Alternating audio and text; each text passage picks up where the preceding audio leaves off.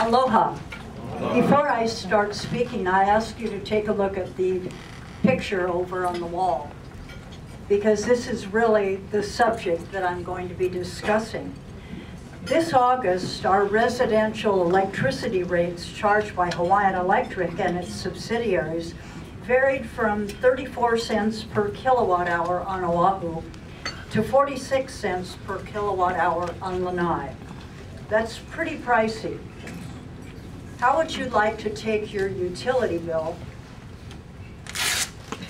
and tear off 2/3? This would be what you would be paying when we tap the power in our ocean. We're literally surrounded by a renewable resource of power that can provide vastly more of the amount of electricity that we need to light up our islands at 1/3 of the cost. And I'm talking about wave energy. I'm talking about the surge and the power in the ocean.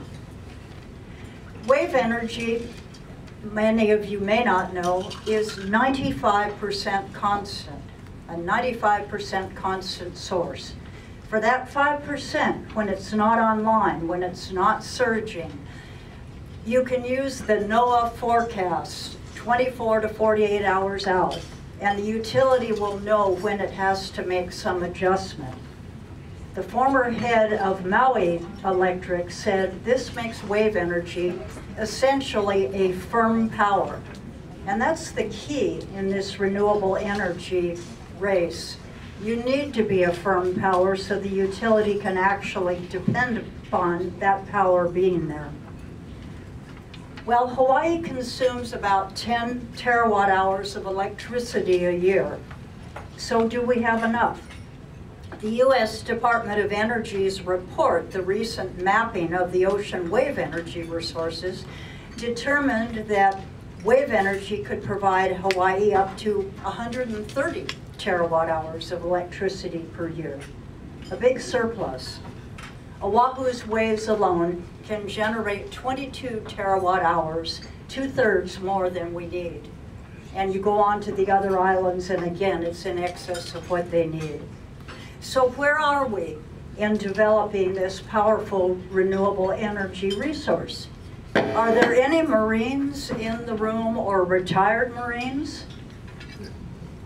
I wish I could see some hands, because I'm going to give the Marines a lot of credit. Marine Corps Base Hawaii has come to the rescue, and it's leading our state in wave energy resources. It's not happening with state government, it's not happening in the private sector.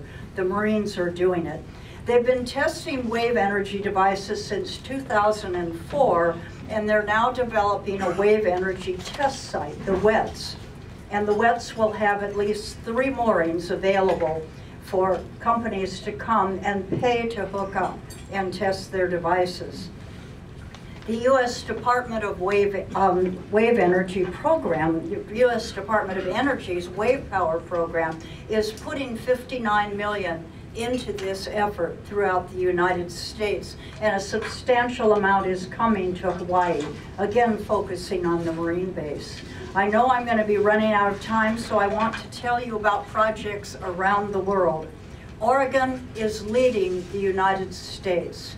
Oregon, with wave resources that are not as good as Hawaii's, is still leading the United States. They're putting in a first commercial installation of wave energy conversion devices in Reedsport, and they also are moving ahead in Newport, Oregon.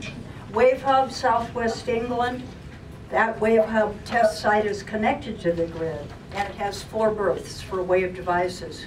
Western Australia, when fully operable, it is going to power, sorry about that, provide up to 1.25 megawatts per day to an Australian Navy base. Guangzhou, China, SDE Energy, Israeli-based company, has completed a wave energy plant, the second of 3. Guess what they are saying their system will provide power for? 2 cents per kilowatt hour. Without the leadership from the Marines, we would be stagnant in that source of power over there on the wall. They're leading us, and we need to thank them, but we need to get behind this effort. We need to help Hawaiian Electric get behind the effort, and we need to take this massive bill and bring it down to 1/3. Thank you.